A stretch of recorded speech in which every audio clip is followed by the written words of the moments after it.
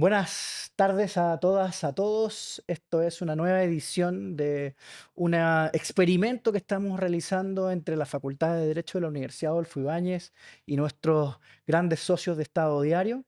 Es una plataforma que hemos denominado Justicia Clic Derecho, donde nos interesa crear espacios de conversación con grandes invitadas e invitados expertos en temas relacionados con el uso de la tecnología y su impacto en lo más amplio espectro del ejercicio de la profesión legal. En esta ocasión tenemos una invitada que es realmente de lujo. Es Giulia Lasagni. Después vamos a cambiar al inglés, Giulia, pero la presentación lo vamos a hacer en español. Perfecto. Giulia, ella es profesora de Derecho Procesal Penal en la Universidad de Bolonia. Tiene un doctorado en proceso penal o justicia procesal penal de esa misma universidad y ha sido además investigadora postdoctoral de la Universidad de Luxemburgo. Ha sido también investigadora visitante de la Universidad de North Carolina y entre otras universidades europeas también. ¿Mm? Ha trabajado tanto como Single Legal Department Supervisory Mechanisms of the European Central Bank and the European Anti-Fraud Office, ¿cierto? Perfecto.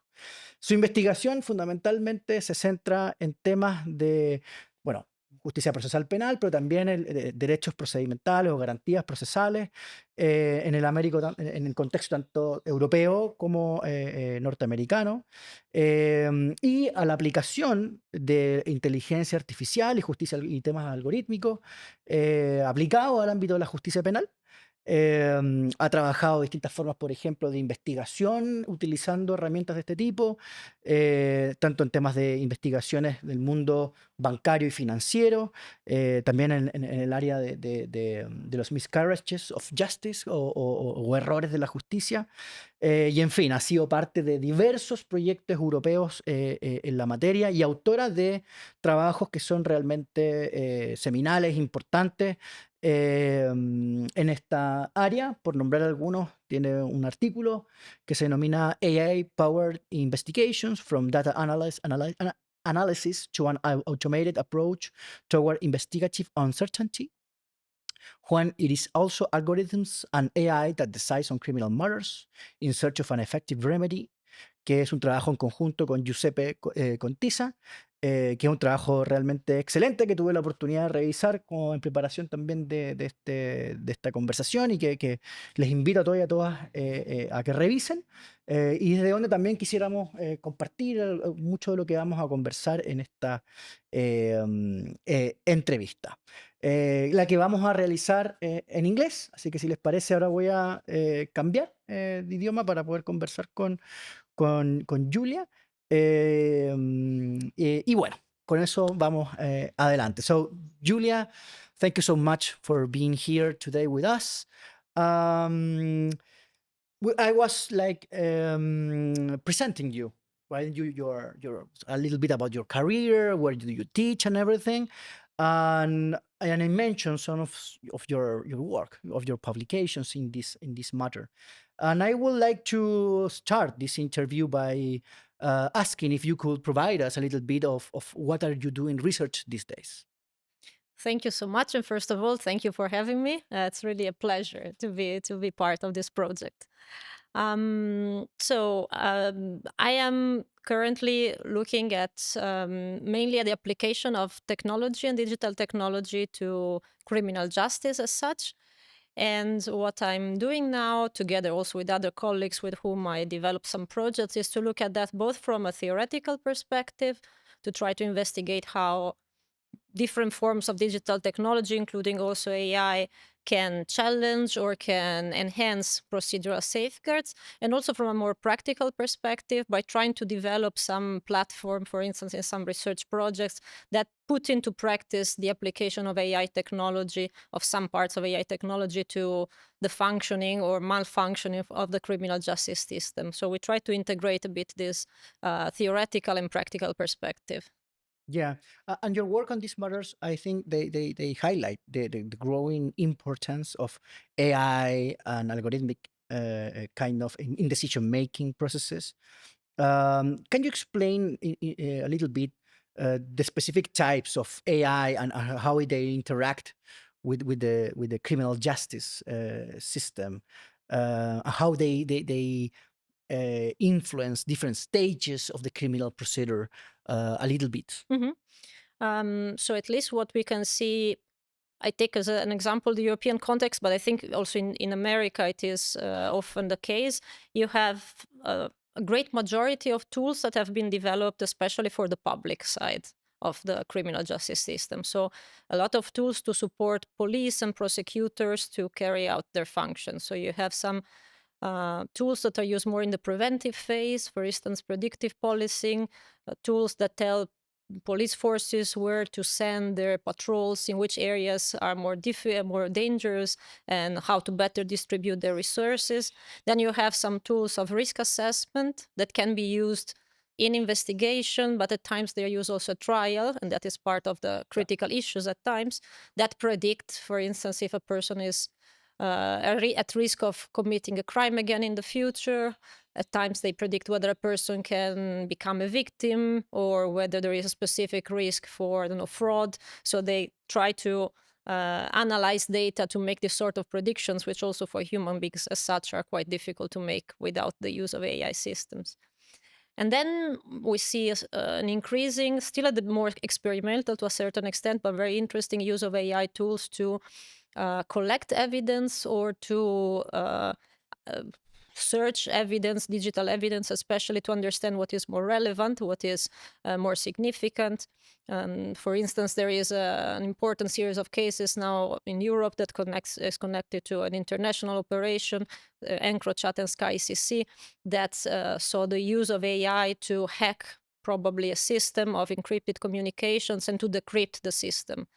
Or some other uses of AI are for retrieving data when you have huge databases of terabyte, etc. Can you go deeper a little bit on that regard? In Chile, we're in a context where these kind of complex cases, criminal cases, are one of those the problems behind on how to deal with these cases are the huge volumes of data or evidence. How AI can how it is what is the potential of AI, but also the risk on that in that kind of setting? Mhm. Yeah, I think the potential, maybe it's the most straightforward aspect, because often in these cases you have a huge amount of data. Like for instance, in this situation of EncroChat and SkyCC I was mentioning before, there were billions of encrypted messages that were collected, and then you need some key, some tool to examine all this data or the majority of this data and try to connect that, for instance, to specific individuals or to specific criminal files.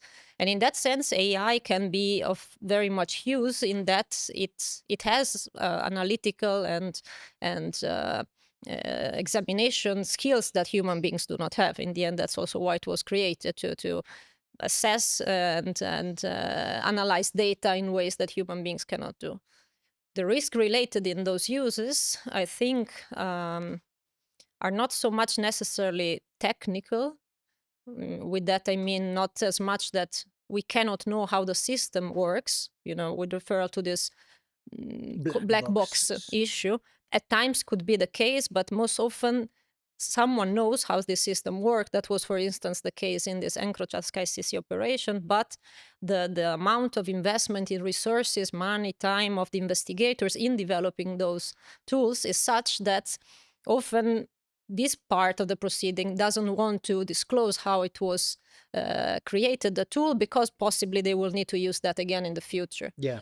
And that was what happened, for instance, in this KCC and EncroChat cases, and that creates a problem because then the defense, so on the side of the people that are accused of having committed the crime because of the evidence selected by AI, then they are in a position where it is difficult to challenge, to control whether, for instance, there wasn't a mistake, whether the attribution of a certain incriminating messages to him or herself was done wrongly, because they cannot access the data often, and they cannot revise whether the tool that was used to analyze the data was done properly. So, for instance, that is an issue that is currently open in many European jurisdictions where there are those cases related to this big investigation.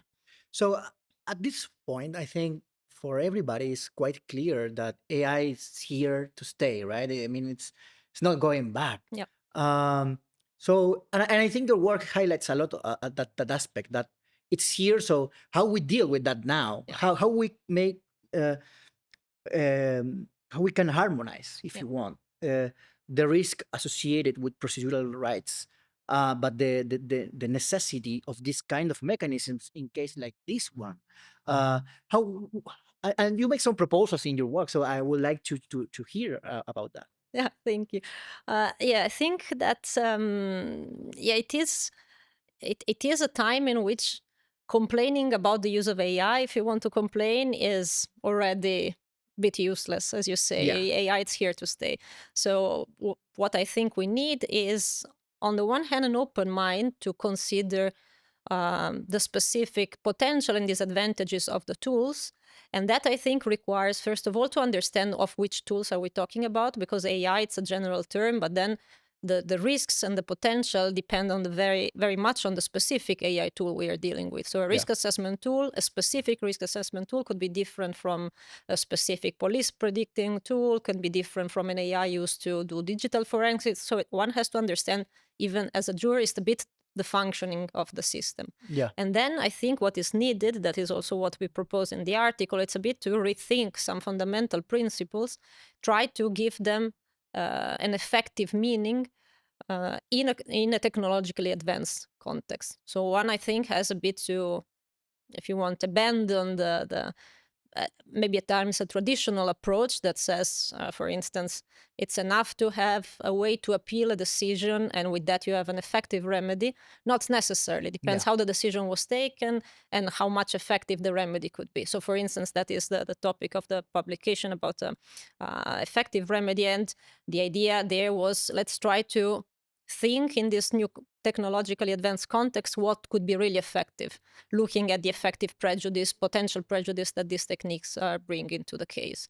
So I think there is a bit need for this approach, which is also interesting because that gives a lot of responsibility, but also freedom to jurists in this period of time, I think, to be creative in finding new ways to protect fundamental rights. Yeah.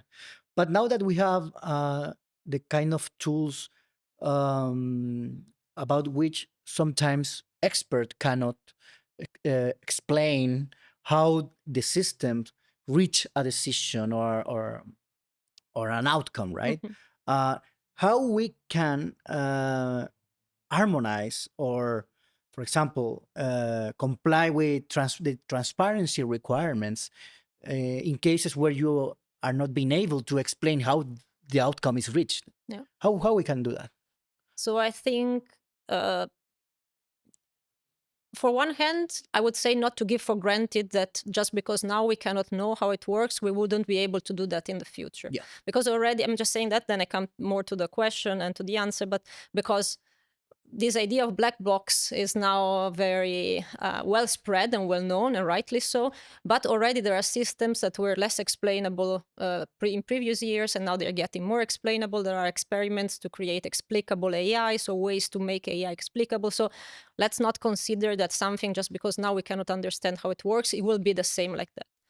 Can you go a little bit more on this idea or the concept of explainable AI? Yeah, that is a concept that it's, I would say, mostly developed on a technical level. So I'm talking more by computer scientists, legal informatics, but of course with the legal perspective in mind. That is to find ways to make AI explicable, and that could be done in different ways. For instance, in the projects that we have done at that we are doing at the University of Bologna, we created forms of AI which are explicable because they, at the end, if you select the right option, let's say, they can give you the elements that were used for the AI to take the decision. That in this specific case is to reconstruct the legal framework that applies in a certain context. So I think for that it is fundamental that in the design, in the creation of the tool, you have different competencies. So you have lawyers, jurists, you have computer scientists, legal informatics, and if they ask questions and on how the system should work, to a certain extent, it is already technically possible to create an AI that is explicable. Okay. Then I know that there are some experiments, but on that I cannot elaborate much further, that, for instance, try to create AI tools that explain the working of another AI tool. It's the idea of the redundant AI systems? In a way, maybe could be the reference to redundant approach that we have also in the paper. We have developed with the idea of effective remedy. So this is the redundant technology approach. It's an approach that is used mostly, for instance, in aviation. And the idea is that if you have a task that is high risk, you want the analysis of that situation, let's say, that could be how to manage the landing of a plane in aviation, to be checked by different systems that have been developed by different producers. So they have technical differences, but developed for the same purpose. And if both systems, let's say, give you the same result, then it is more trustable. And we try to apply this idea of redundant technology, so having more than one tool, AI tool, that gives you a result, to the notion of effective remedy, by saying instead of having a decision that is based also on AI technology and then putting a human being at the end of the loop to say, you have to revise what the machine said, we weren't sure that the human judge, for instance, has the competence, the expertise to do that. So we were saying maybe it could make sense that the judge has the possibility to see the same assessment made by two AI tools, applying the redundant technology approach. And in that case, maybe he or she has more comparative capacity, a bit more like expert witnesses, no? It has two technologically defined assessment, and then if they all go in the same direction, maybe they're both wrong, but maybe they are both right. I mean, at least it brings back the equation to criteria that are more linked to human logic and way to analyze, because it could be very difficult for a human being to assess what an AI tool did with all its statistical capacity that we don't have. It's kind of, you have like a blind review by the two systems, right? That's super interesting idea. What do you think it would be the advantages of that kind of review systems in the context of a criminal procedure? And what would be perhaps the challenges of implementing one kind of that kind of system? I think the advantage could be that of making more effective the capacity to review. So even if the system is complicated technically, or even in cases in which it is impossible at the moment to understand exactly how it all worked, if you have more than one system that gives you that result, maybe kind of can support better the decision of a judge. So for instance, also on the other side, if you are a defendant, you could ask for the risk assessment that has been done by system A to be done again by system B. And maybe if they do not coincide, one says you're a high risk of recidivism, the other says you are low risk of recidivism, maybe there is an issue in how the data was analyzed. And then you can use that to say, look, but maybe we shouldn't trust this decision that was made in an automated way, for instance. So I think it is double checking the results of the machine on the one hand, and on the other gives more cognitive criteria on how to assess these results, because those results are very technically complicated, and therefore what we can see, for instance, from the medical field is that often humans either trust the use of the machine or don't trust the use of the machine, but they cannot go in detail into revising the merit of the decision. And however, in criminal justice, to have an effective remedy, you need the capacity to revise also the merit. And it can be difficult when the decision is such of a high technical complexity, let's say. And for the challenges, I think probably there's many.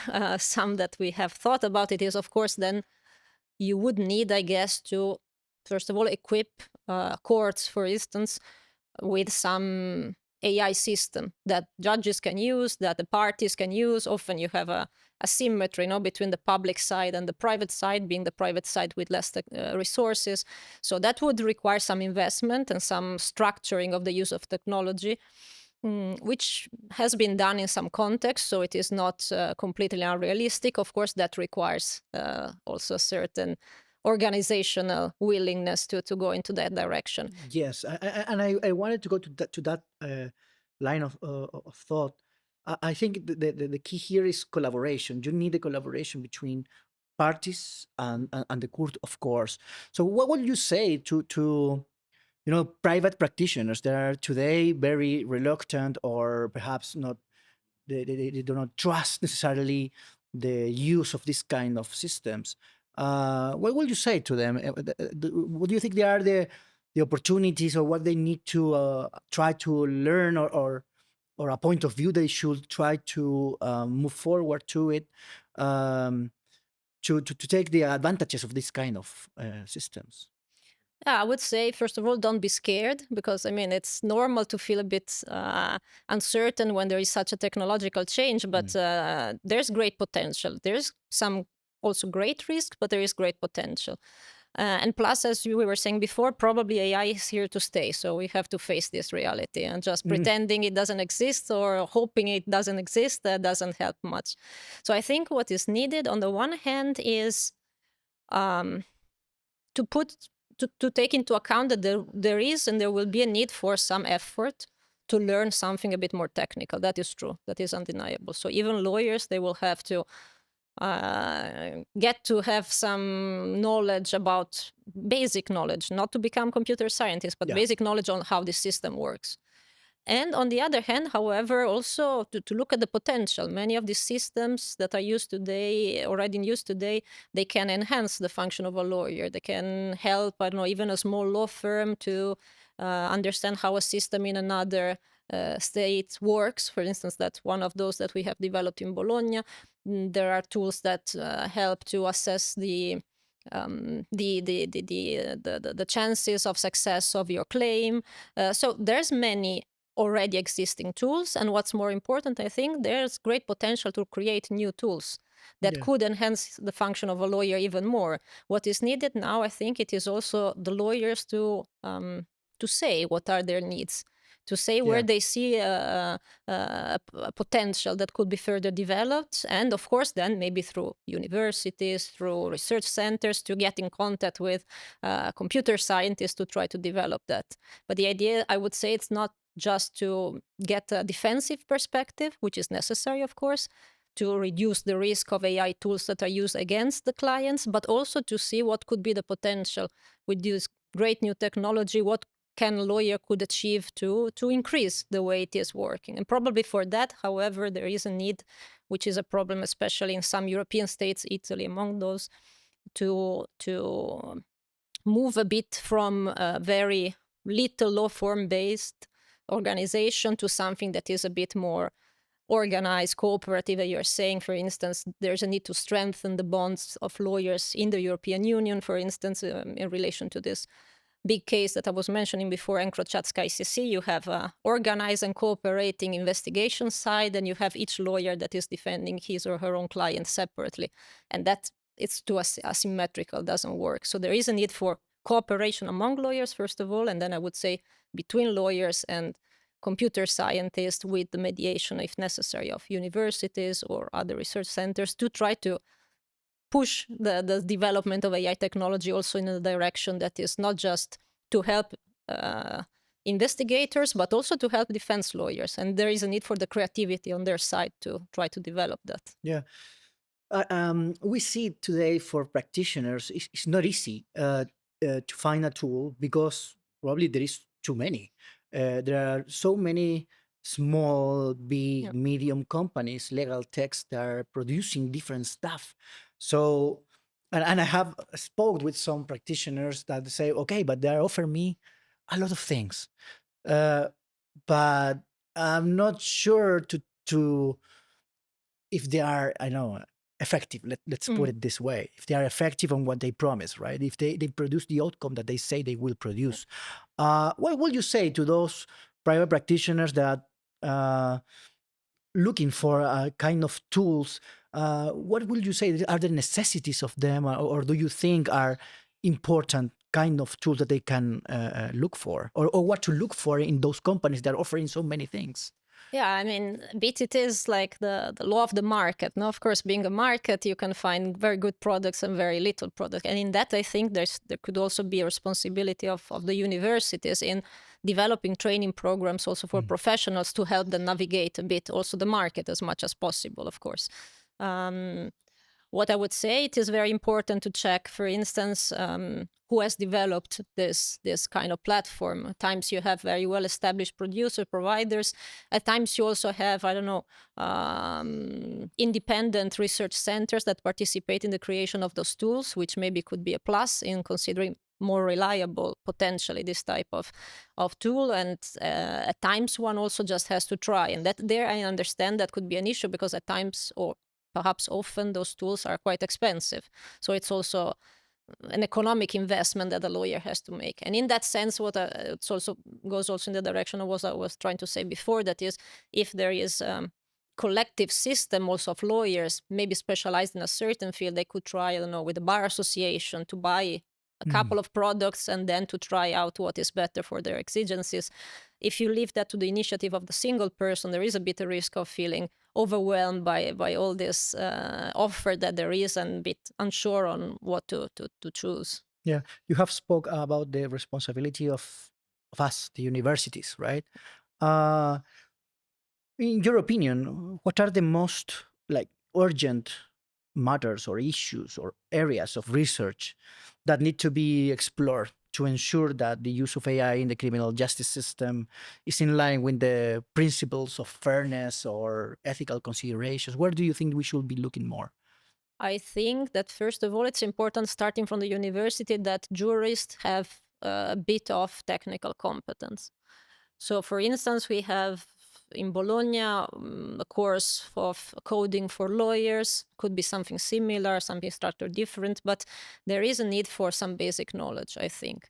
Because if you just look at the law on paper, on the case law, and then you've never seen an AI tool, you've never tried it, you don't know how it works, at the basic level, not to be, again, a computer scientist, it's very difficult for you later on in your professional life to assess the risk, to understand the potential, and to just make that by yourself. So I think the university has to push more towards a multidisciplinary Yeah. type of education in that sense. So even for lawyers, you need some basic technical understanding. And I would say the other way around, it's also important. So computer scientists, for instance, they need to have some legal understanding, and that I think it's the most challenging issue now. They also need to understand that it's not enough to have a legal expert in your company when you develop an AI tool. If the AI tool has to perform a certain task in a civil justice system, in a criminal justice system, you need to have someone that is expert specifically of that field, because law is very complicated, unfortunately.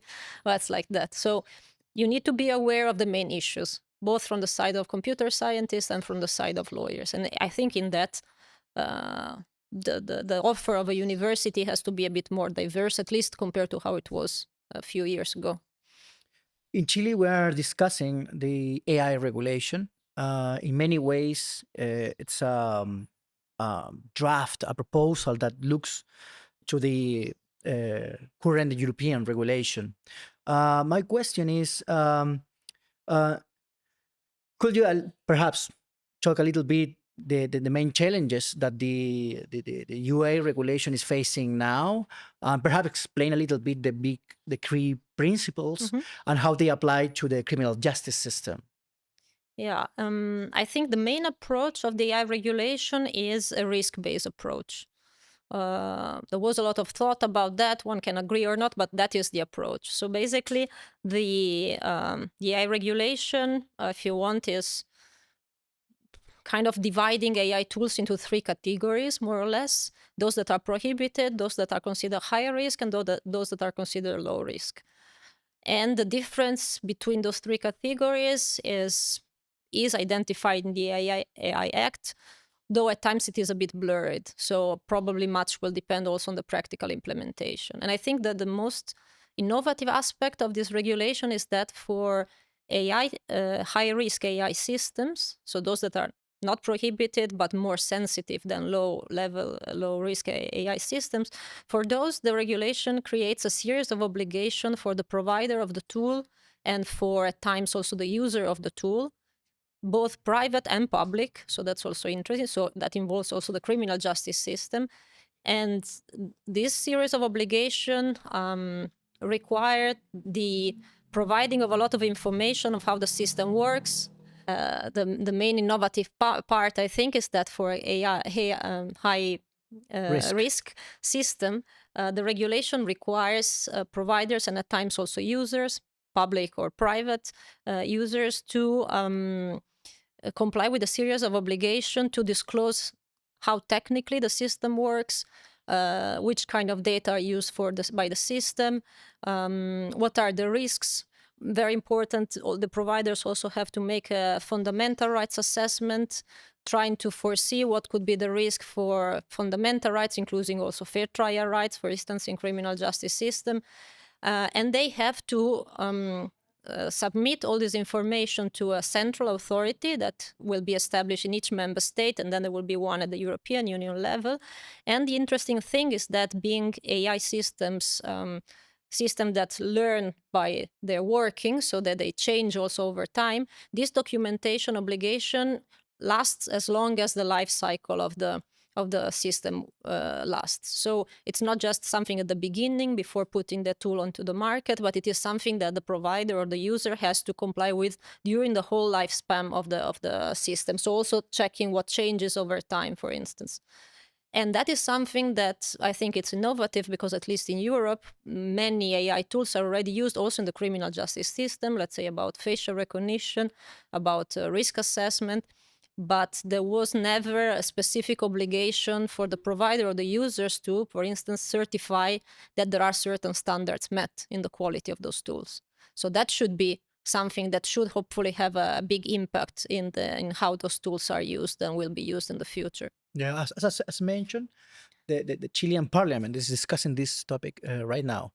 And as I said, their approach is quite similar to the European Union regulation. Is there any aspect that you would like to send a message to the Chilean legislator to say, look for this, the European regulation is a little bit messy in this or blurry in this regard? What would you say to the Chilean parliament? Well, I would say if you read the AI Act, the differentiation in theory between the three categories, prohibited, high risk, low risk, at times it is a bit confusing. There are some, if you take a specific tool, AI tool, I think at times could be difficult to place it exactly in one of the three categories. So for that, I think you will need very important, consistent practical implementation, especially if also the Chilean parliament is considering to have a system of supervisory authorities, or a supervisory authority in Chile, for instance, that has to assess all the documents and then has to eventually sanctions providers that are not complying with all these obligations. There you need very clear guidelines. Maybe that could have been done already better in the AI Act by being a bit more precise, because if the system will not work well in practice, then it is not so clear from the theoretical framework now that we have exactly how to place certain specific tools. So I think in that, maybe a bit more of clarity would have been making things easier. And considering that often it is complicated at the European Union level to create a piece of legislation because there's a need of a lot of compromise between member states, maybe that could be done better in Chile, where there is no need to have a compromise between different states in that sense, maybe. Yeah, in that sense, maybe. Yeah. In others, I don't know. Well, time flies. We are already over the 30 minutes. And I do have a last question. Public confidence in the judicial system and the judiciary in particular. In Chile, we are at the lowest level. I mean, there are some corruptions cases, huge stuff going on. Do you think, in a way, AI might help be a tool to be used for enhance public confidence in court system? I think it could. Again, it depends how it is used. Yep. but I think it could, although it is sensitive and it requires also certain openness from the judiciary part to accept more, perhaps than in the past, the fact of being subject to public scrutiny without putting in danger their independence, of course. But for instance, there are some states in which tools to assess the potential risk of how judges were performing in their decisions, potentially to spot discriminatory patterns, were used, and then they were prohibited because they were considered to be undermining the public trust in the judiciary. Now, I'm not sure that that was a smart choice at the legislative level, but it is true that, in a way, for instance, AI tools that assess how judges or courts, even not just single individual, but also courts, perform their duties, and that is how they decide, can enhance public scrutiny of the judiciary, and of course that could also make that more subject to criticism. So in a way, it could facilitate access to, for instance, the functioning of the justice system and therefore enhance trust in the system. On the other hand, it could also make more visible what is not working in the system, and therefore could also undermine a bit public trust in that.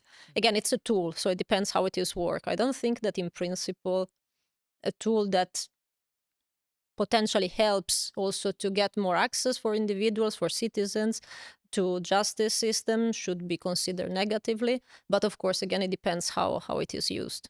Sure. Julia, thank you so much for this wonderful conversation.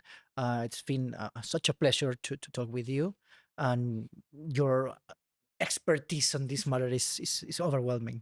El resto de las personas, simplemente dejarles invitados a que sigan esta serie de entrevistas, de conversaciones, que podrán ir encontrando ahí en las plataformas de Estado Diario y del Laboratorio de Justicia centrada a las personas, que les invito todavía a todas a revisar.